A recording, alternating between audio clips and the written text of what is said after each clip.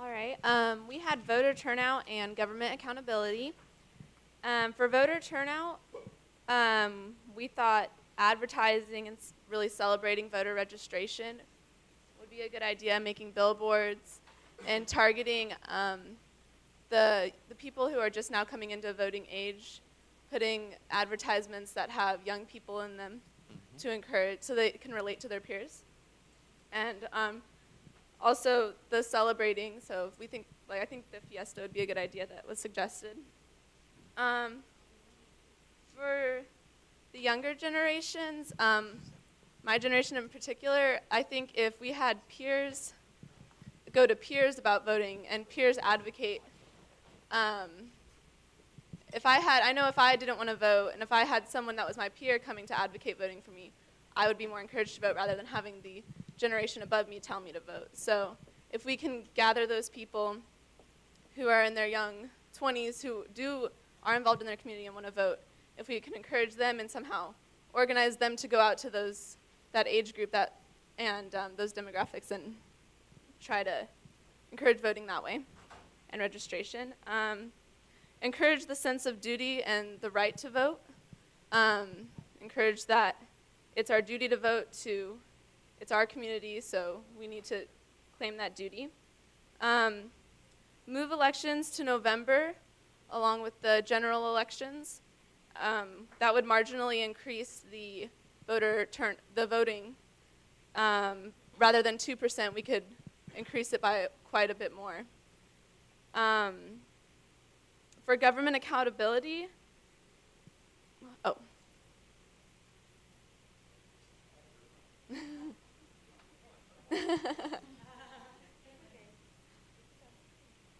All right, for government accountability, for the citizens to be heard, there aren't very many council members present.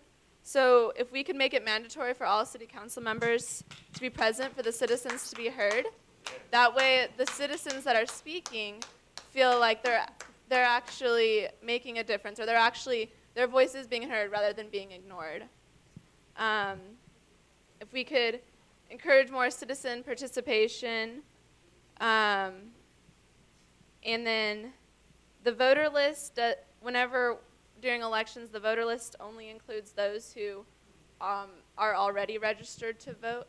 So if we could somehow still hit those, that part of the list, but also maybe randomize the list a little bit more to where we can get out into the parts of the neighborhoods and communities that aren't on that list. So that's all we have. Excellent, well done.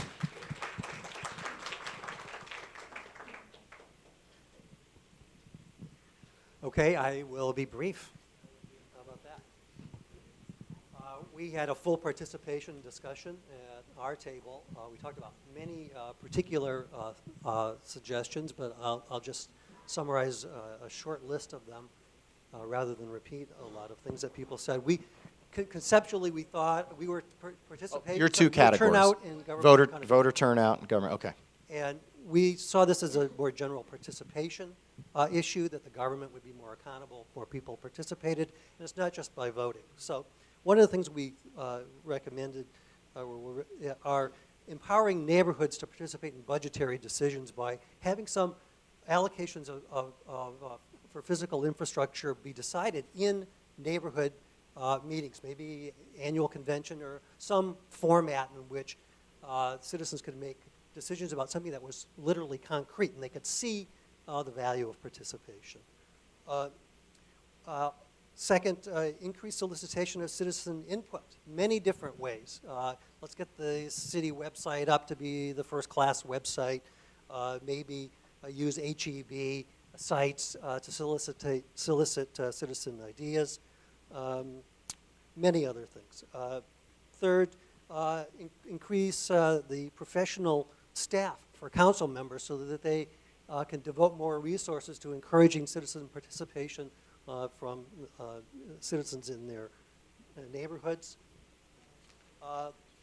Another idea, have every city department have an inspirational mission statement that sets high ethical standards and solicits employee involvement. What else? We also agreed that it might be important to shift elections to November to increase turnout. Of course, we saw these as all connected, government accountability and voter turnout. High school students, encourage them as part of their civic education courses to register their parents. Let's have a Take a Friend to Vote campaign.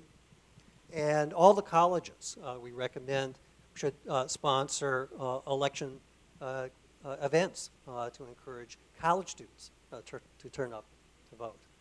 That's the cream of our crop. Yeah.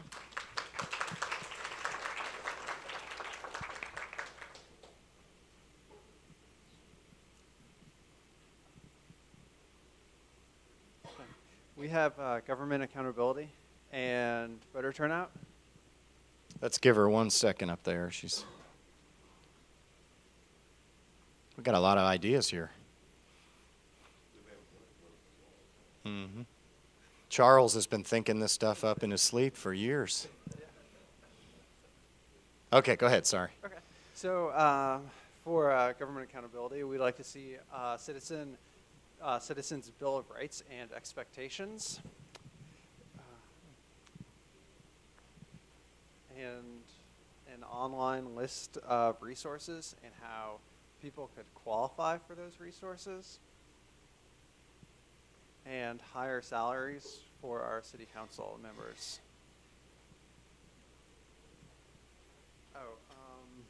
An online list of city resources and how you would qualify.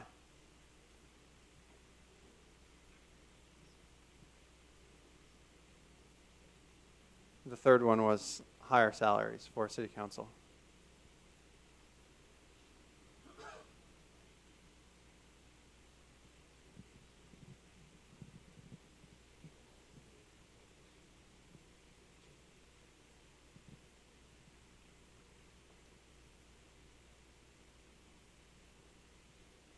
Voter turnout time.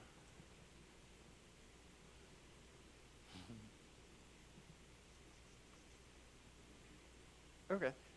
We had a lot of ideas, but everyone mentioned them all, except for that we'd like to see schools in the evening and on the weekend maybe become like community centers so that parents could become more involved in their communities and become decision makers.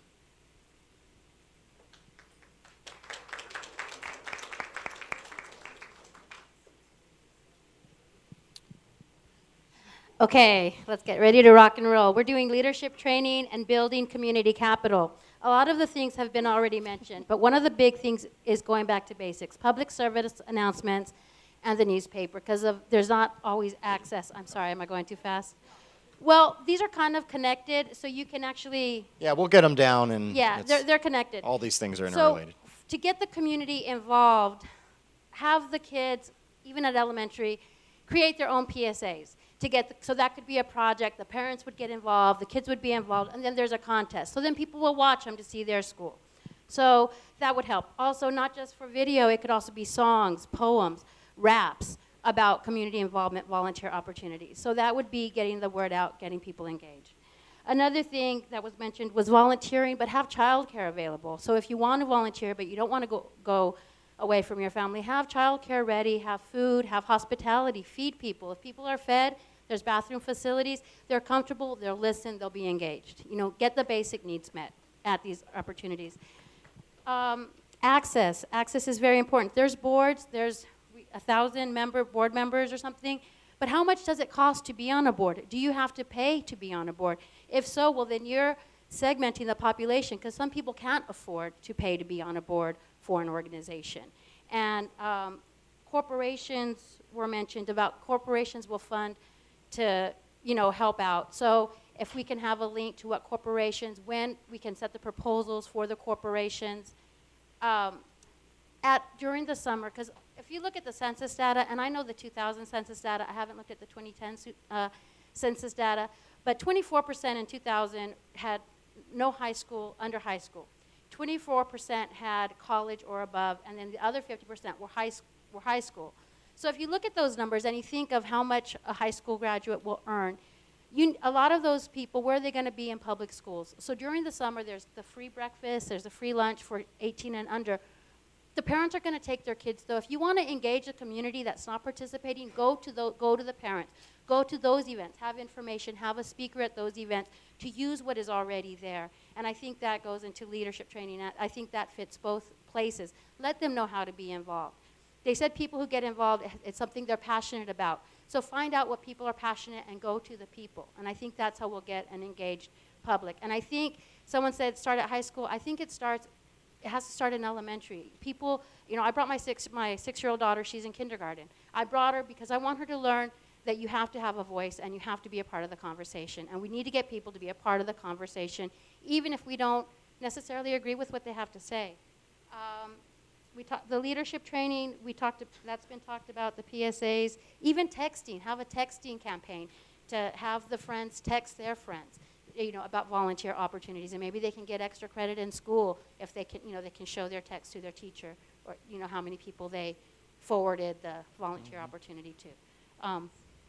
And leaders must be prepared to accept the help of the citizens and the parents. We have to be inclusive rather than exclusive. All right. Starting the civic engagement young over there. Anybody else exhausted at all we have to do? So our challenge, obviously, is to turn all of these great ideas into some actions.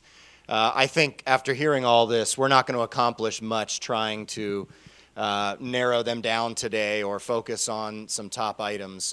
And plus, I think there's a lot of both specific ideas and some broad concepts that we need to flesh out a little further that we'll need to do at another time. So we still do want you, now that you've heard everybody's ideas, we'd love your input on some of the ones that jumped to the top for you. It is not a vote in the sense that we're going to weed others out. We're going to leave everything on the table and take this to the next meeting. But we would ask that on your way out here, if you'll go around to the boards and something that has really struck a chord with you, put a hash mark by it, and we'll know to move those up on the list of priorities if a number of you tell us that.